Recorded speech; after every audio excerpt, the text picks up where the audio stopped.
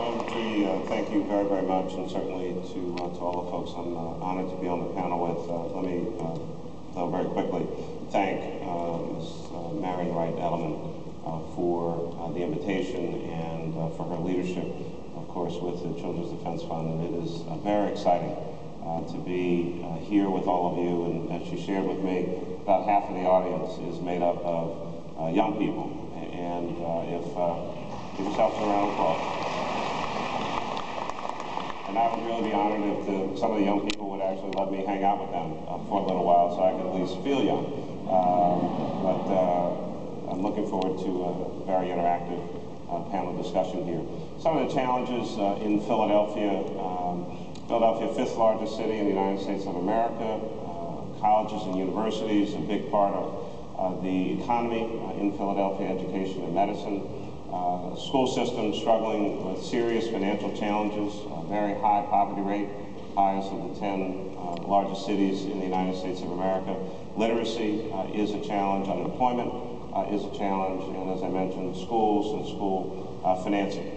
We've had some success during my time as mayor. I came in office in January of 2008. In our first year, we had a 20% reduction in homicides in Philadelphia, followed by another 8% the following year. We've seen some challenges in 2010 and 2011 and had a most horrific start to 2012. Even today, though, the numbers are lower than they were when I came into office, but ultimately, if you're hearing gunshots, numbers don't mean a whole lot to you. I think the heart and soul of this issue, at least in Philadelphia, it's about too many guns and too ready access to those weapons, not enough investment in education at all levels, whether it's early childhood education on up through high school.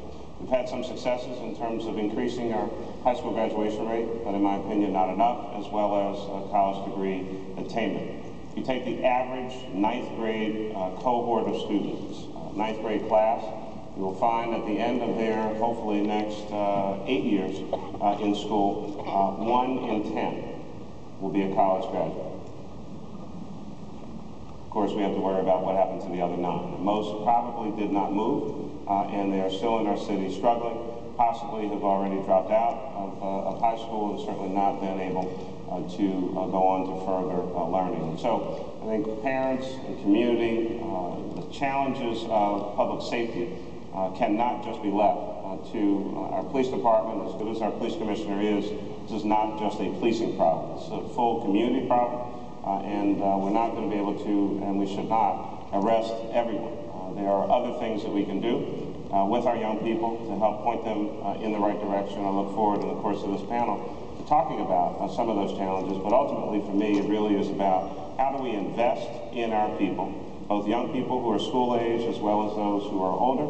How do we deal with folks who are returning to society? I don't use the other term, and looking to take that out of our lexicon in Philadelphia, but if you want to have a safe city, you need to help those with a second chance who are trying to get themselves straightened out. We've provided some incentives to companies in Philadelphia to hire those who are what I refer to as returning citizens. Too many barriers to their reentry into civil society, and then people wonder why they might be back out on the streets. And so Philly is a great town, but like any other big city, we have our challenges. We're making some progress, but I'm a little impatient, and we need to get adults to get themselves together so we can stay focused on young people. Thank you very much. Michelle Alexander, I don't think I'm giving away much in the book when you talk in a very dramatic way about the fact that there are more people incarcerated in the 21st century than there were in the height of Jim Crow in the 1850s. That's a startling fact in and of itself. What's the message you're trying to get to us? What should we understand about mass incarceration that we face right now, and what should we do? Well, I think it's critical for us to come to understand that this system of mass incarceration isn't simply a broken criminal justice system, but rather a new system of racial and social control that operates in a manner that is stunningly similar to systems of racial and social control we supposedly left behind.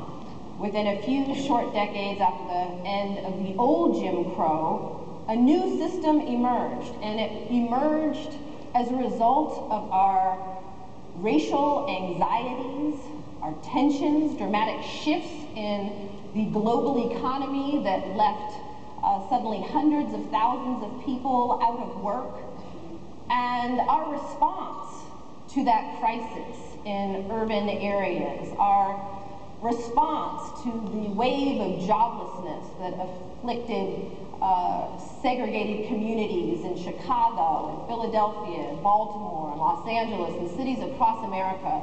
Our response to that crisis wasn't a wave of care, compassion, and concern. No, our response was to end the war on poverty and to declare the war on drugs. And by declaring a war, a literal war, on poor communities of color, we've managed to create this vast new system of racial and social control through a war on drugs and a Get Tough movement, getting tough on the most vulnerable communities in our society. We have recreated a caste-like system in America. Today, in major urban areas across the country, more than half of working-age African-American men now have criminal records and are thus subject to legalized discrimination for the rest of their lives. Once swept into the criminal justice system, and of course many are swept in at early ages, often before they're even old enough to vote. Once swept in and branded a criminal or a felon, you are trapped for life. You may be discriminated against for the rest of your life legally in employment, housing, access to education, and public benefits. You may be denied the right to vote, automatically excluded from juries. So many of the old forms of discrimination that we supposedly left behind during the Jim Crow era are suddenly legal again once you've been swept in and branded a criminal or felon. And the reason I think it's so important for us to shift our thinking about mass incarceration in our criminal justice system away from just thinking of it as a broken system that's in need of some reform or some tinkering, and to understanding the scope and scale of this thing and its relationship to our racial history and our racial present, is because if we imagine, if we continue to delude ourselves that our criminal justice system is just a little bit broken and need a fix here and there, a policy reform here or there, if we delude ourselves into thinking that this system of control will continue to function well for a very, very long time. Just as in the days of slavery, we shouldn't have been talking about reforming slavery to make it a more humane system, we shouldn't be talking about reforming the system of mass incarceration. We should be talking about ending the system of mass incarceration as a whole. And we shouldn't be talking about reforming the war on drugs. We should be talking about ending the war on drugs. And so when we come to understand this system of mass incarceration is a system of racial and social control born of our divisive racial politics, born of our refusal to extend care, compassion, and concern, and our complete capitulation to punitiveness directed at those who are most in need of our concern. When we understand that this is what it's really about, it's about our failure as a nation to truly overcome our nation's racial divisions and extend genuine care, compassion, and concern to each and every one of us, no matter who we are, where we're born, what color skin we live in, then, and only then, I believe, can we muster the courage and the determination to do the work that is necessary.